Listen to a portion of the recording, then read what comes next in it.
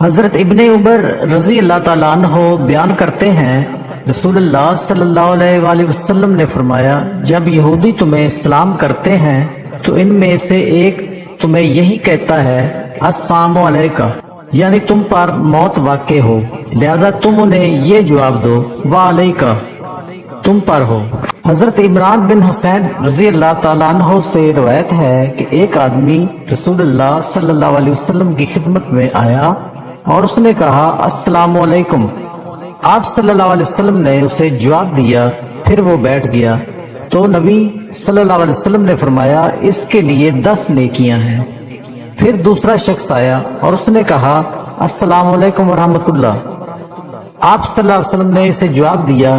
جب وہ بیٹھ گیا تو آپ صلی اللہ علیہ وسلم نے فرمایا اس کے لیے 20 نیکیاں ہیں۔ پھر ایک اور شخص آیا اور اس نے کہا السلام علیکم ورحمۃ اللہ وبرکاتہ۔ آپ صلی اللہ علیہ وسلم نے اسے جواب دیا۔ جب وہ بیٹھ گیا تو آپ صلی اللہ علیہ وسلم نے فرمایا اس کے لیے 30 نیکیاں ہیں۔ حضرت عبداللہ بن عباس رضی اللہ تعالیٰ عنہ سے روایت ہے کہ رسول اللہ صلی اللہ علیہ وسلم نے فرمایا قبر میں مدفون مردے کی مثال بالکل اس شخص کی سی ہے جو دریا میں ڈوب رہا ہو، چیخ پکار رہا ہو۔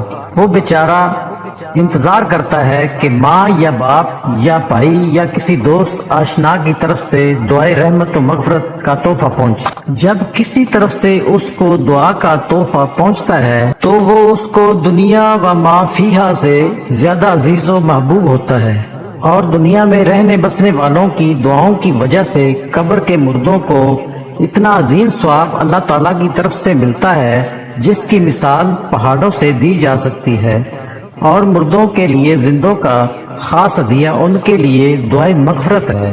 حضرت عبداللہ بن عمر رضی اللہ تعالیٰ عنہ سے روایت ہے، رسول اللہ صلی اللہ علیہ وآلہ وسلم نے فرمایا اللہ تعالیٰ بندے کی توبہ اس وقت تک قبول کرتا ہے جب تک غرغرہ کی کیفیت شروع نہ ہو۔ تشریح: موت کے وقت جب بندے کی روح جسم سے نکلنے لگتی ہے تو حلق کی نالی میں ایک قسم کی آواز پیدا ہو جاتی ہے جسے عربی میں غرغرہ اور اردو میں خرا چلنا کہتے ہیں۔ اس کے بعد زندگی کی کوئی آس اور امید نہیں رہتی۔ یہ موت کی قطعی اور آخری علامت ہے۔ اس حدیث میں فرمایا گیا ہے کہ غرغرہ کی اس کیفیت کی شروع ہونے سے پہلے بندہ اگر توبہ کر لے تو اللہ تعالیٰ اس کی توبہ قبول فرمائے گا۔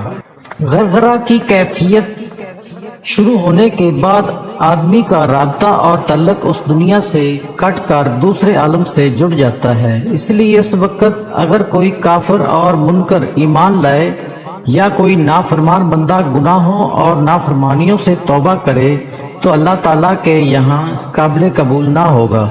ایمان اور توبہ اسی وقت تک کہ معتبر اور قابل قبول ہے جب تک زندگی کی آس اور امید ہو اور موت آنکھوں کے سامنے نہ آ گئی ہو۔ قرآن پاک میں بھی ہے کہ صراط کے ساتھ فرمایا گیا ہے کہ ایسے لوگوں کی توبہ قبول نہیں جو برابر گناہ کرتے رہتے ہیں یہاں تک کہ جب ان میں سے کسی کے سامنے موت آ کھڑی ہو تو کہنے لگے کہ اب میں توبہ کرتا ہوں۔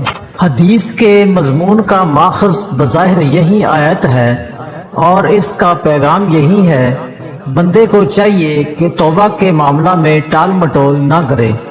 معلوم نہیں کس وقت موت کی گھڑی آ جائے اور خدا نخواستہ توبہ کا وقت ہی نہ ملے۔